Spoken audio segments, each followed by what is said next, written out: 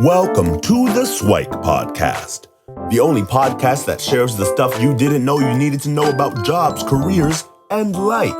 The SIWIKE podcast, the stuff I wish I knew earlier. Hi, everyone, and welcome to the SIWIKE Stuff I Wish I Knew Earlier, the podcast. We're here with a new guest host, Tiffany Uman, who's going to give her introduction. So she comes from from a background in marketing and has recently transitioned into a role in career coaching. So Tiffany, if you don't mind sharing a little bit of what you're doing now, and then we'll get into a little bit of your backstory. Yeah, sure. Thank you so much for having me, Luki. It's great to be here with you. And thank you for everyone tuning in. So as Luki said, my name's Tiffany Uman, and I'm recently transitioning out of an almost 13-year career in the corporate space at my Fortune 500 company, being L'Oreal, so the #1 beauty company in the world. And in the last year or so, I officially embarked on becoming a career strategy coach alongside my corporate role, which was something I was always kind of doing in my corporate role. The part that I loved the most about my work was developing and growing my teams to succeed. And it just was building this urge in me to help even more young professionals as much as I can.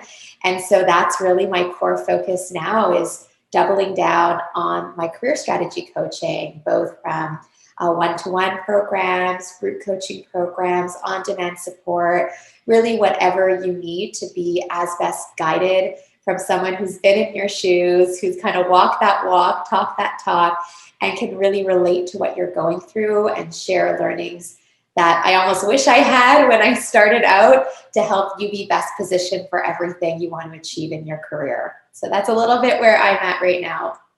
That's amazing. And Tiffany and I had met, I think, on a panel where we were talking about kind of career journeys and things like that. And it's interesting to see how you've taken the leap to kind of go down that path and explore it for full time.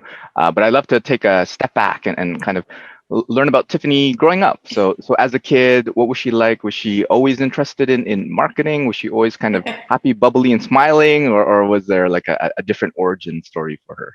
Yeah, I love that question. So the coaching part came much later.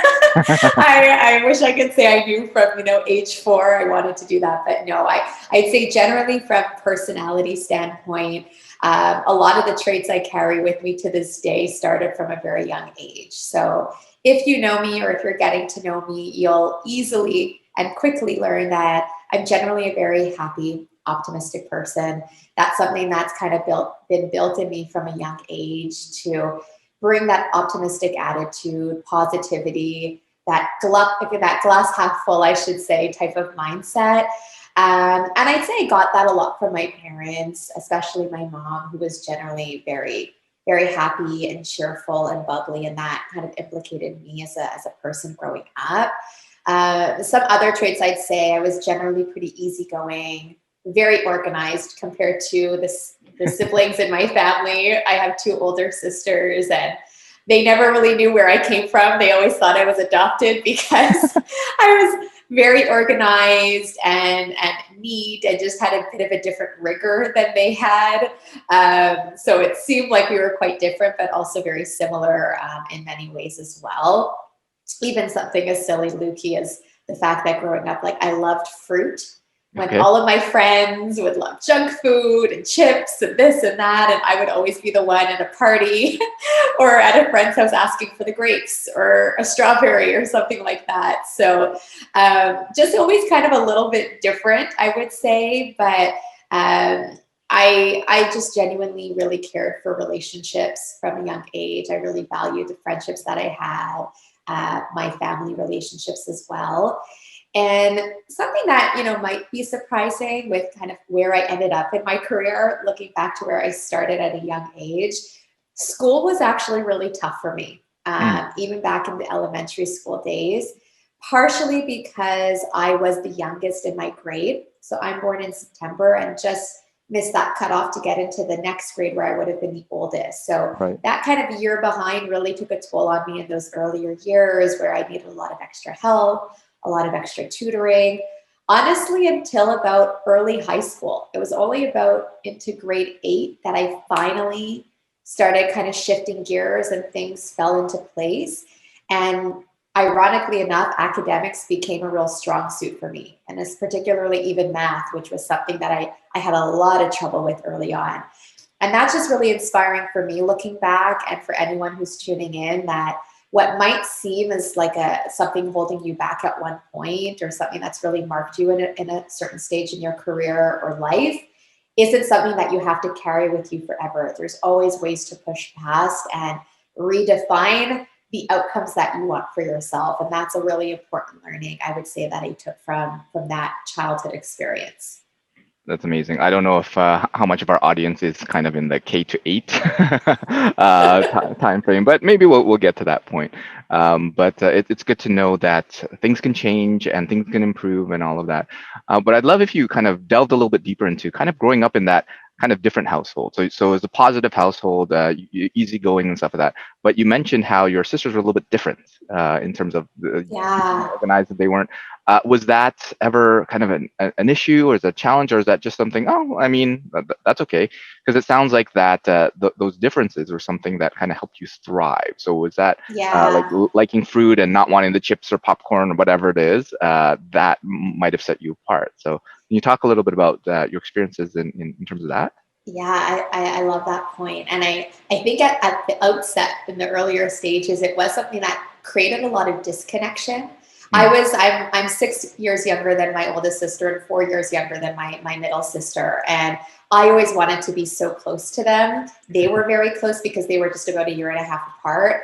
And so these types of differences almost like magnified that distance, where I just wanted to hang out with them or be with them. And they always kind of saw me as that younger sister that, was too young to be with them. And that kind of hurt growing up a little bit, because I was so desperate to kind of get their alignment with me and validation with me and everything. But what I would say is, once we were all within our 20s and up, age just went out the window. And I can't even pinpoint, Luki, like exactly when it happened, but it happened. And it's as if those earlier years and that distance wasn't even there. Like, we are closer than ever. They actually both look up to me, even though I'm the youngest one, because in many ways they've seen a big maturity in me and how I've approached my life and my career. I'm also the only business person from a child standpoint in my family. Like, my father is a chartered accountant, but my oldest sister is a clinical psychologist.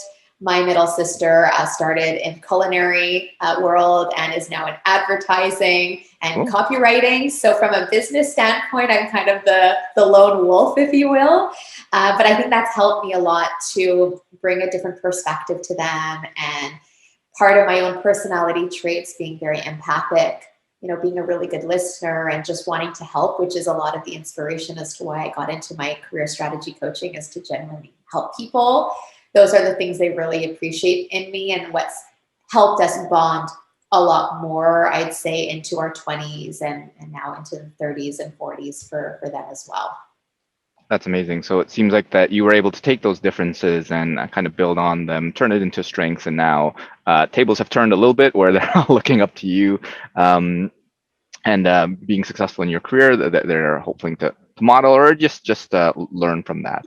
I wanted to pick a little bit on you mentioned that it was tough kind of in elementary school up to about grade 8, and then you said like it just started falling into place. Like, can you describe that in terms of like, is it like an awakening, or just eventually things started making sense, or like, what is that like? Because I know there's a lot of folks who, I mean, they might struggle in school or whatever, and they get into that point where, well, maybe it's the fundamentals, and then that kind of hockey stick where like just go zoop and go up. So it sounds like you had a little bit of that, but like, what was that, and how did you even get through the struggles in terms of like, well, you had the tutor, you had trouble with math or whatever. That must not have been easy. So can you walk us through a little bit about like kind of the transition point from like things are more challenging and then suddenly click?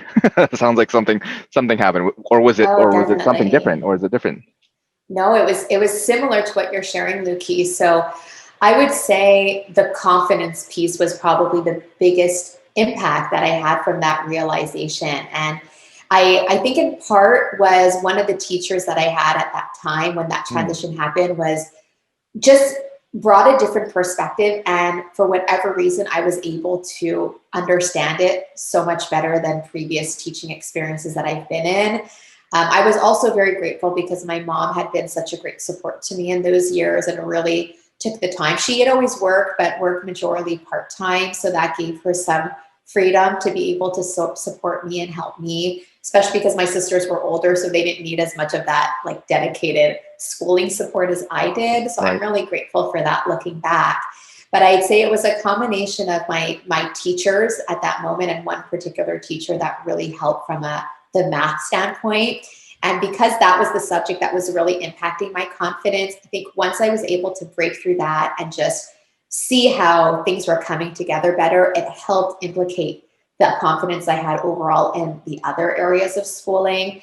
And then it helped me, Luki, to almost like hone in on the things that I actually really loved and wanted to do more of. So one of the things I love is public speaking. And one thing that I like doing with that in school was, some conferences that we did or competitions that we did.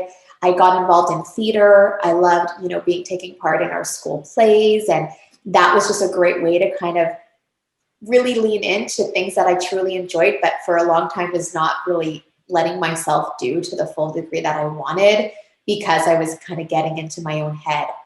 And those are things that really stood with me as I finished off in high school, got into CEGEP because I'm based in Quebec. So that's something that we have to do prior to university.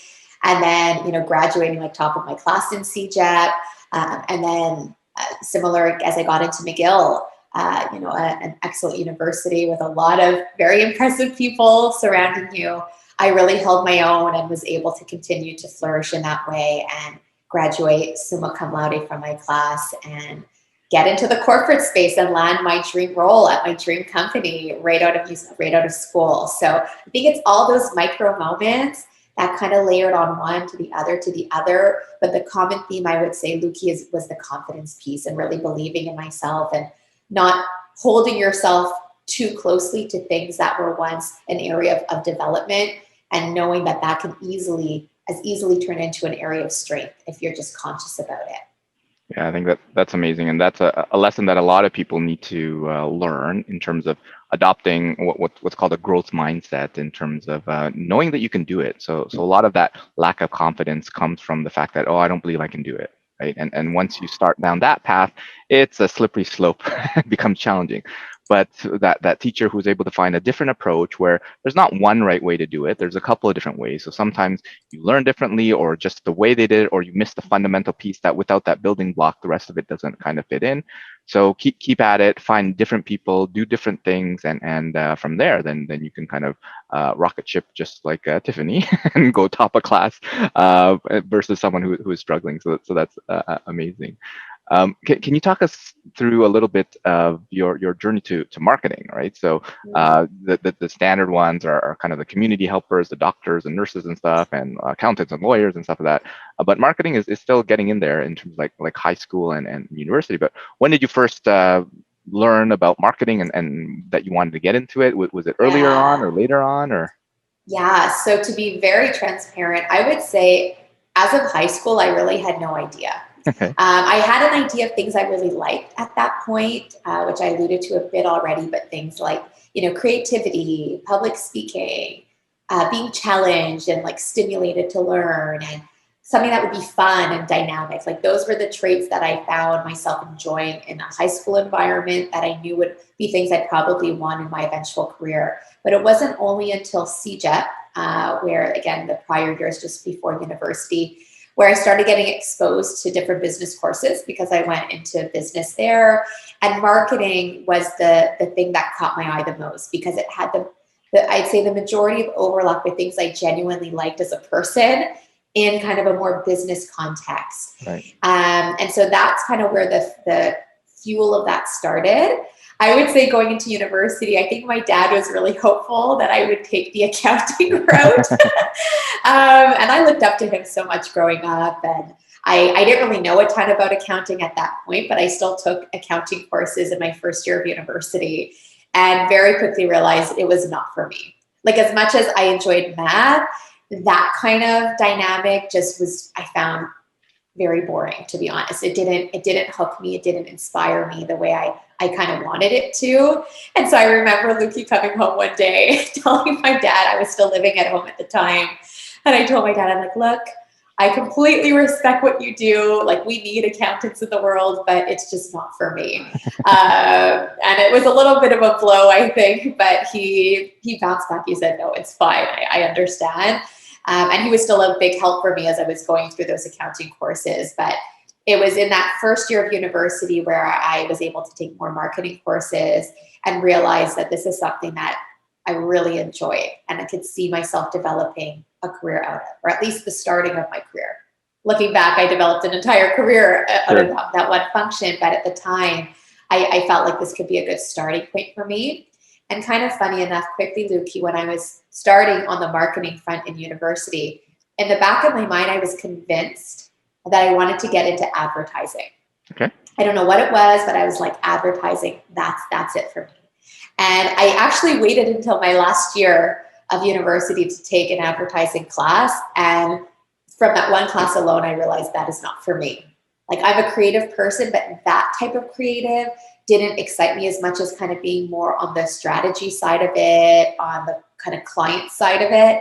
And so sometimes, and a learning for me from that I want to share with the audience is, sometimes you might feel we know what we want, but just trying, testing, and learning will give you the answers that you're seeking. So you don't have to hold yourself so accountable to being like, okay, I have to do this, it's going to be this, and that's it, that's all. Sometimes just experiencing it is going to help you learn the things that you really like and that you don't like to get you closer to what you eventually want to achieve. Yeah, that's amazing. I think we might do a future episode on kind of marketing versus advertising, or kind of demystifying some of the terms, because a lot of folks will be like, what do you mean? Isn't marketing advertising? But they're actually quite different areas, although they're sometimes used interchangeably. So sounds like that you took some time, looks like the end of, pre-university, to really evaluate, what do I want to do? And I guess that transition year is helpful, because that's when folks are thinking about it. What do I want to get into? And you just happened to find marketing, which aligned with your interest. Was that a conscious decision, you think, in terms of like evaluating these things, or is it just more of like, yeah, you kind of gravitated towards marketing, and it just kind of made sense? Yeah, I was more the latter. It just kind of happened more naturally. And it's actually something I really fuel in my coaching too, which is really being clear, at least on what you want as a person. Like, what are things that genuinely make you happy or excited or inspired? And because that's sort of always been a bit my guiding light, if you will, it more easily led to marketing being an extension of that for me in the business context, versus another field that felt very like a very disjointed type of path for me to take. And I find that's where we get the most fulfillment in our careers, when it almost feels like a natural extension of you. I never want someone to have to, change who they are or fit a certain mold just to make it work. Like, you want to almost reverse engineer that and do a lot more of that self-reflection, sometimes consciously, but it doesn't have to mean overthinking things. It could literally be asking very simple questions about, like, what are your core values? Like, what is something that's really important for you? And is there a career path that could line up with that? Is there something that you could see yourself doing based off of those interests or values that you have? And already just starting from there could open up a lot of doors. And that's very much the kind of thought process that I had at that stage. It's cool.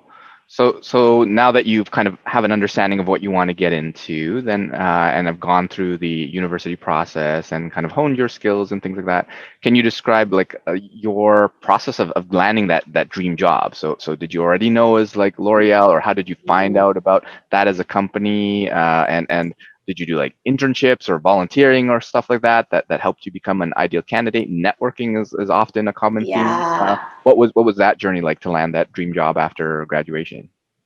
Yes, I actually have a pretty funny story with this one. So to answer your point about internships, I did internships. I found that really important. I did end up doing one at L'Oreal, which you'll hear my story in a second.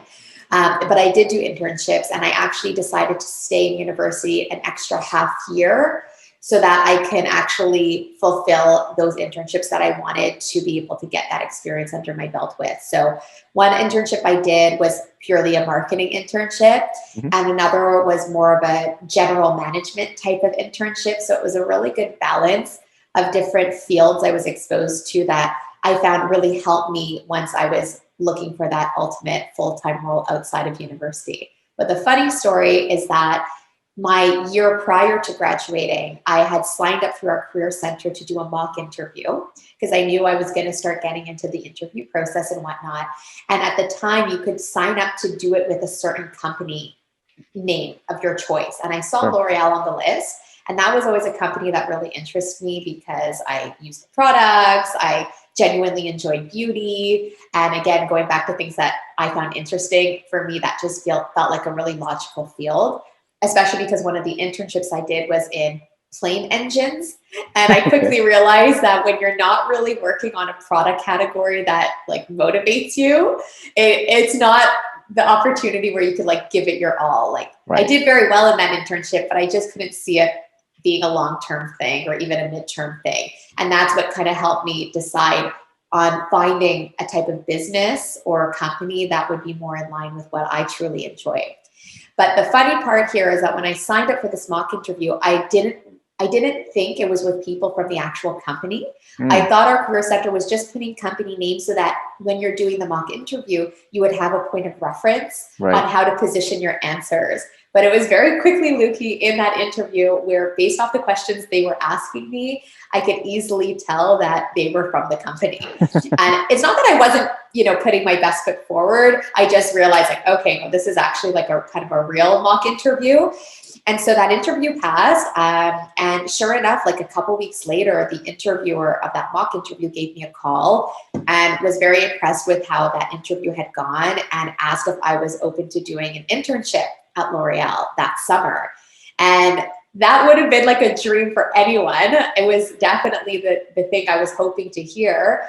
But the issue was that I had already had a backpacking trip planned to Europe that summer, and I couldn't cancel, nor did I want to cancel. It was something I really wanted to do prior to graduating.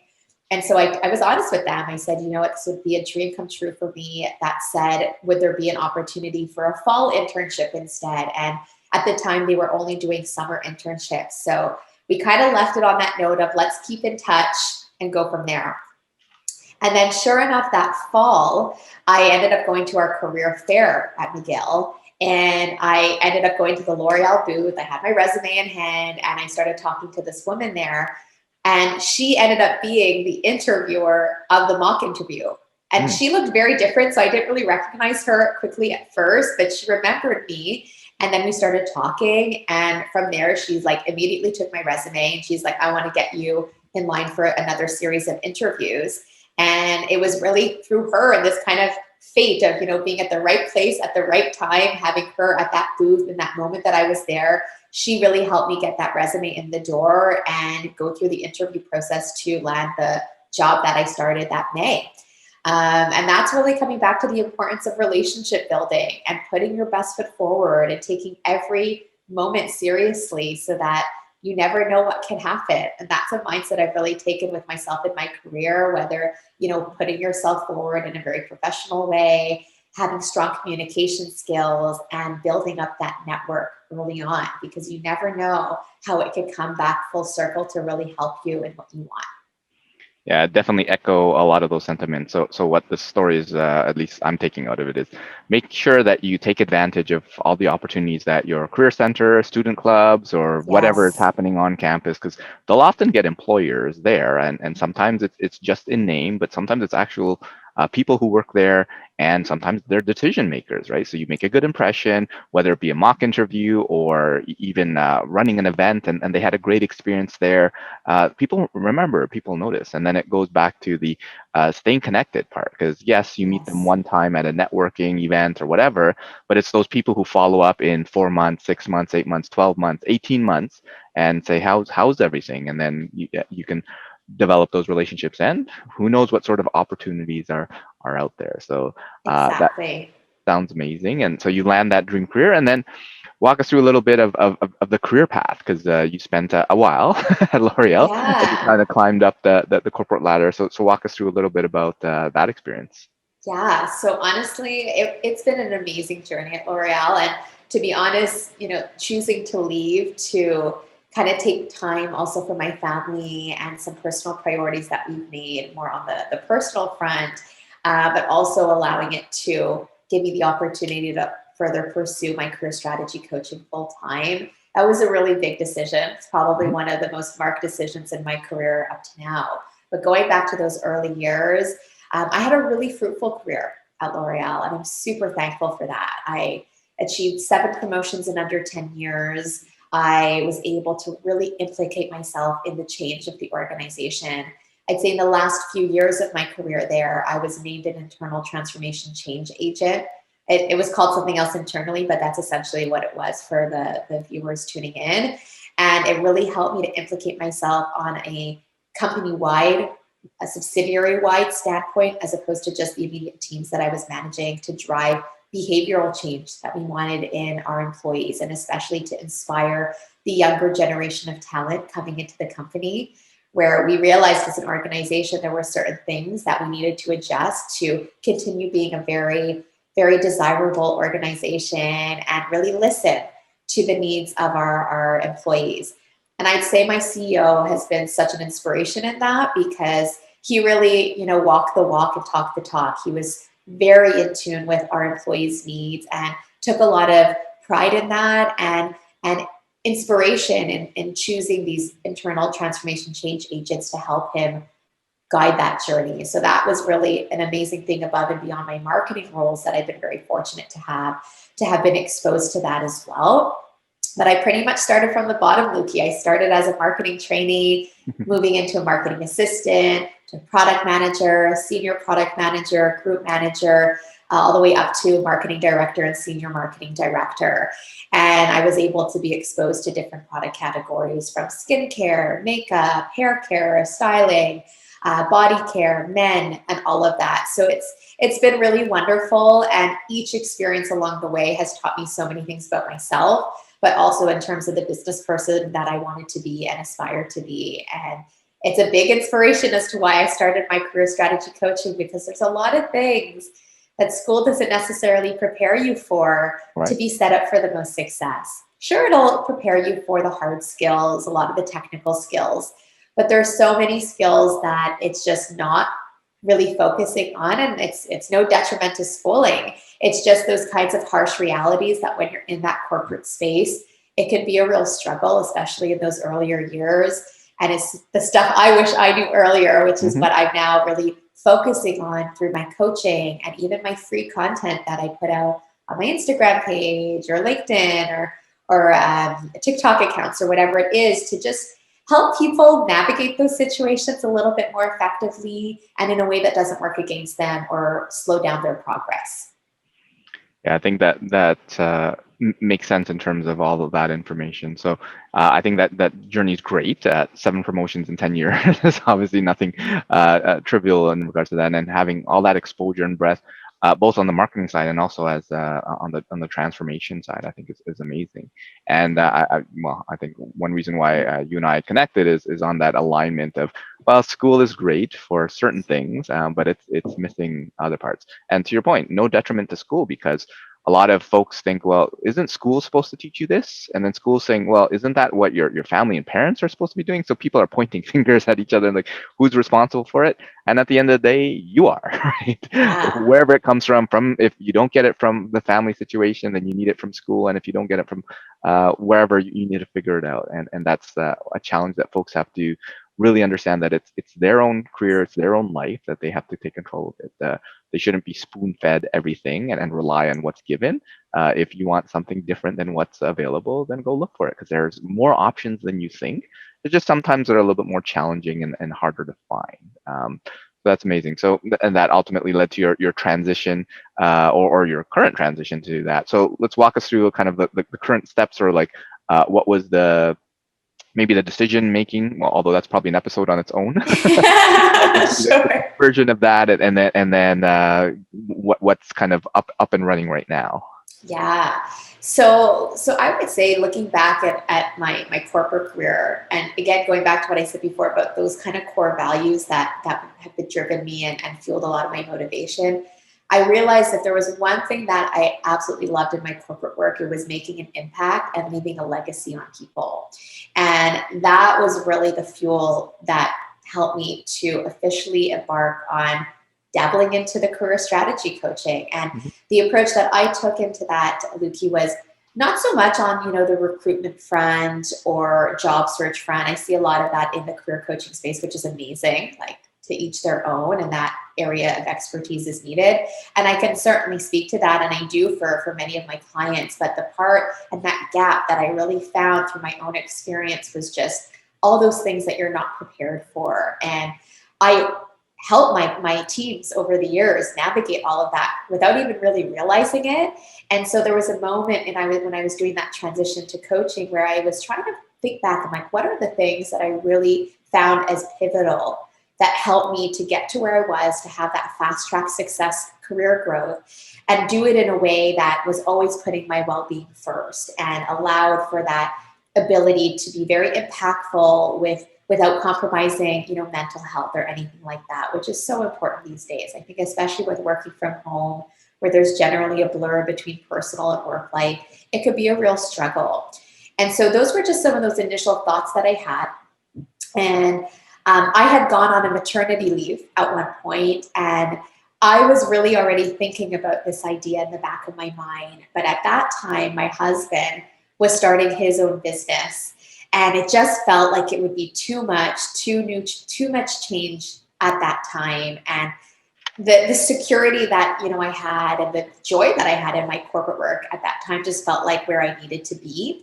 And so I kind of tabled the idea, but nevertheless, it was still in the back of my mind. And similar to that point I made earlier about loving public speaking, even from an earlier age, I always kind of loved the idea of being a motivational speaker or something that would help uplift people. And so I kind of culminated all of these ideas together, which, fast forward a few years later to 2020, was really the year where I said, you know what, like, now's the time. Like, I need to do this for myself. I need to see if this could even work. And that's where I said, let's go for it. I've got nothing to lose and possibly a lot to gain. And if I could benefit people's lives in doing this, that is, again, going back to that impact piece and leaving the legacy that I really wanted and loved for my corporate work. And so from there, Luki, I kind of just took a chance on myself. I also invested in a coaching program myself to help me kind of kickstart what I wanted to do.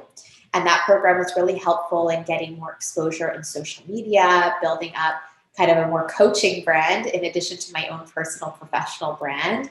And I started working with some beta clients at the beginning to really validate the framework I had put together that had helped me so much. And just time and time again after that was getting such positive feedback, and the benefit it was giving to my beta clients gave me the motivation to continue going forward with dedicated one-to-one clients, which then led to also my current group program and other ideas I have down the line as well. But my core focus right now is a combination of one-to-one support and programs, group coaching programs, and also on-demand support for any type of strategic guidance that might be needed in more isolated situations. So that's kind of what brought me to where I'm at today. I hope that answers.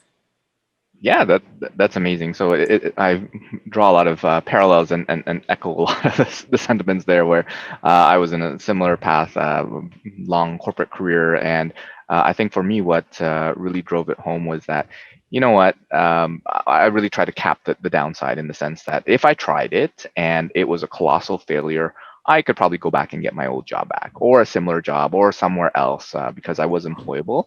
And it's more of, if I didn't do it, then I would probably be kicking myself for forever. So it's a matter of, is it now, is it later? And it's always a timing thing. So if you want someone to have some stability, right? So if your partner Absolutely. is changing their things, both of you changing at the same time might not be the right idea. But after that kind of stabilization period, then yeah, like, why not? It's one of those things, because as challenging as the world is, there's tons of opportunities, and there's jobs out there if you really need it, right? So Yeah, I agree with you, Luki. And I'm so happy you took that leap as well, because there's so much that can be gained on the other end. And it might be scary in that moment, but I would say in my particular situation, my husband was a really big inspiration for me, because he has a product-based business, so it's not a service-based business. And there were a lot of ups and downs in that first year and a half in his own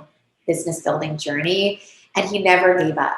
Like there were really tough moments where he had self-doubt, or was questioning, or was getting questioned by people. And that really inspired me to implicate myself in my own coaching. And, when you have your own vision and you stay, keep that eye on the prize and stay focused with what you want, and don't let, others bring you down or that fear factor kick in. If you really believe in what you're doing, which he absolutely did, and which I absolutely do, it really helps to push through those moments of fear or failure or nerves or whatever it is, to keep going. It's amazing. So as we kind of close off, if you could share with folks, what are kind of your top SWIKE, the stuff I wish I knew earlier, if you could talk to younger Tiffany and any of those kind of moments of kind of doubt or anxiety, fear, stress, whatever. What are some of the ones that you would slip her a Post-it note or something, record a voice memo or something in order to kind of pepper up in terms of getting past kind of her obstacles in her career? Yes. Well, there's 5 that come to mind, Luki. So I'll walk through one by one. I'd say the first one, which is probably the most important, and by the way, carries through in every stage of your career, not just at the very beginning, is don't compare yourself to other people. It's a very natural thing to do, a very human thing to do. And I would say, especially with social media, we're almost more wired to do that, because social is like a highlight reel of people's lives.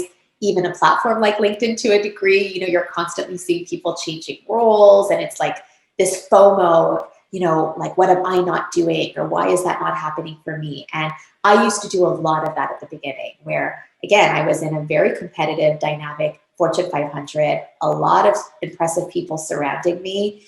And even though I graduated top of my class, I got a lot of that self-doubt at the beginning, and it was impacting my confidence. And I found the moments where I was comparing myself to others were real downfalls, because it took so much precious energy away from focusing on creating my own lane for success, and made me feel really bad about myself, frankly. And it wasn't helping. It wasn't helping me be a really top performer in my role. It was clouding my judgment and preventing me from building a lot of the best practices that I fuel into my coaching to this day, of what helped me to get out of that and fast track career growth. And so that comparison circle, you just want to get out of it as fast as possible and really bring that focus onto you. Because what happens when you're comparing to other people, you're really only comparing to about 10% of what you see. No one is going to come out there and broadcast their struggles or the hardships that they had. They're going to just broadcast the wins, but you're only seeing the wins. That's your perception. So it's a very skewed way of thinking, especially if you're using that thinking to impact your own career path. So that's really the first kind of watch out and insight that I would definitely share to a younger version of myself. The second thing I would say is that failure is a good thing. I think we put so much negative light around the word failure, but there's so much good that comes from it, right? Making a mistake, failing is part of the game. And a lot of it comes back to that trial and error mindset, that you won't know unless you try, and it takes guts to try. And that's a quality that, as you grow in your career, regardless of the industry you're in, is going to be very well respected. If you're able to put yourself out there, try new things, take a chance, even if you don't know or are not sure of the outcome, well, at least you tried. And I'd say, look, this was a particular challenge in my case, because I'd say a lot of companies are similar to the one that I was in, where we do place a lot of value on wins and successes, and we shy away from failure. Right. But the thing is, you can learn a lot from the failure of what you shouldn't do. And those learnings can be almost as important, sometimes even more important, than the things that are going well, so that you can continue to grow and evolve as an organization, as a business, and as a person. So always try to take those learnings from failure and what you can do to just continually be better, a better version of yourself. The third thing I would say is trusting your gut. And that's a really key one. there have been many moments looking back where I didn't have the level of conviction that I really should have. I let overthinking get in the way. And in hindsight, your gut is a pretty telling thing. And if it's driving you in a certain direction, whether in terms of where you want to take your career, if you're feeling like this just doesn't feel right for me, but you're like sucking it up and you're swallowing that and just letting things pass as if it was normal to feel like that, you've got to be in tune with it. Don't ignore it. It's telling you something, and let that be a guiding light to where you want to bring yourself to. The fourth thing I would say is always be learning. I think it's great, Luki, even with, your podcast and your education materials and different platforms that there's access to, whether it is podcasts, whether it's YouTube, whether it's books, whether it's courses, whether it's different programs. Like, there's so many different ways of learning. I could go on and on, but know that you are always learning. You're learning from people around you. You're learning from your own experiences, and always feel like there's more to learn. That's been a mindset that I've always had that's really helped me to continually push myself out of my comfort zone. That when I felt like I'm kind of complacent, it's a sign that I need a shift, that I don't want to stay here for very long. And I think even when we look back at schooling, it fuels that sense of learning. And you want to take that mindset into your career as well, because you can constantly grow from pushing yourself in those different ways. And the last and fifth thing I'll say, Luki, is that you don't need to have it all figured out. Like, I work with a lot of young professionals, and the pressure that I see them put on themselves, and even what I put on myself at some stages in my career, where it's like, do I need to know exactly what I want to do at each, in the next year or the next 5 years or in 10 years from now? And that's a lot of pressure to put on your shoulders. Also, because a lot can change. And when you're taking that testing and learning mindset, it allows yourself that flexibility to change. So it's good to have an idea of what you want. And if you bring it back to what I said before about those values that drive you, those interests, things that genuinely excite you, that's kind of the good starting point to get you there. But don't feel like you have to have every single step figured out, or that what you studied has to be what you have to do for a 40+ year career. There's going to be opportunities to change and pivot and adjust, and that's okay. It's amazing. So I have a whole bunch of things came to mind when you went through those. And for those that know me, I love quotes. So for the first one about comparison, it's comparison is the thief of joy. I think that's Roosevelt. I'm not It's sure. Roosevelt, yeah. Yeah. I love But that one. I do encourage folks to compare themselves, but only to themselves yesterday, right? So just for yourself, did you grow is kind of the key part of that. Because I do think you should compare, but only to yourself, to make sure that you're growing and evolving. And if you're not, that's okay. It's just a matter of what can I do today to learn. The failure one, the quote that I love on that is, it's never lose, either win or learn. Right. So don't even label that as failure. So I often tell people that I say that I have never failed. I have just learned a whole lot. Right? So sometimes that perspective to say, okay, well, it didn't meet your expectation. Well, maybe your expectations were wrong, right? Maybe you did something, or you didn't know anything. And it's really only a mistake if you knew about it, but you did it anyways, right? But most of the time, you just didn't have some information. For trusting your gut, a lot of scientists talk about your gut being your second brain, and there's all sorts of science around that, where all the little bacteria and microbiomes and stuff like that in there are almost like you're thinking about it, but you it doesn't think in the way your brain does. So oftentimes that gut feeling is almost that emotion that goes through your body, and oftentimes it's telling you something. And if you're attuned to that, that can help a lot. Always be learning. It's definitely awesome, and definitely a mindset that I encourage folks to cultivate. The quote, when the student is ready, the teacher will appear. Because sometimes you've probably heard it, younger or whatever, but you didn't actually internalize it. So one reason why I call myself a DJ for personal development is I might say it one way, and then Tiffany might say it another way, and someone else might say it a different way, but someone's version will resonate. And sometimes it's just repetition, and you'll get to that. And for the last one on the having it all figured out, it's that quote, life's about the journey, not the destination, that comes to mind, where enjoy the process, where if you're intentional about things and not so focused on achieving your goals, because the challenge with achieving your goals is once you do, then what? you're kind of, oh, okay. Whereas if you're focused more on the journey and learning and enjoying yourself in that, then I Yeah. think that's great. So yeah, Love that. looking forward to hearing a lot more on all the information that you'll share, all the wisdom and experience there. And yeah, thanks for joining us, Tiffany. And hopefully we'll have you back to talk about other things in the personal development, marketing, or career journey realm. So Oh, thanks I for love joining us. that. Thank you so much for having me, Luki. It's been such a pleasure. And if I can end with another quote as well, since Of you course. just inspired me to throw one in, and it goes back to what you were saying and what I'm all about, also about taking control of your career success. You miss 100% of the shots that you don't take. So you really have nothing to lose. Put yourself out there, trust in yourself, and there could be a lot of benefit that follows through from that. And thank you again. This has been so much fun. Yeah, you can always count on good old Wayne Gretzky. So thanks, everyone. Bye. Take care. Thanks for joining us on the SIWIKE Stuff I Wish I Knew Earlier, the podcast. If you like the podcast, please subscribe on iTunes, Stitcher, or wherever you found this podcast. And if you can give us a review, that would be very appreciated. Feel free to contact me on LinkedIn at Luki Danu, LUKIDANU, and the same on most social media platforms. And I look forward to hearing from you. Thanks. Bye.